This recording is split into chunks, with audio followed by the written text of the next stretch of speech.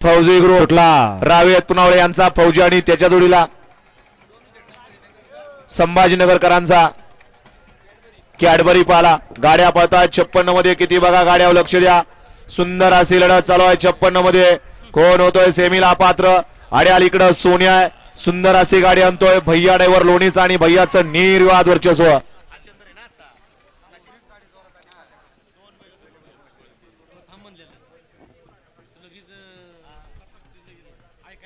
पंच निकाली पंच.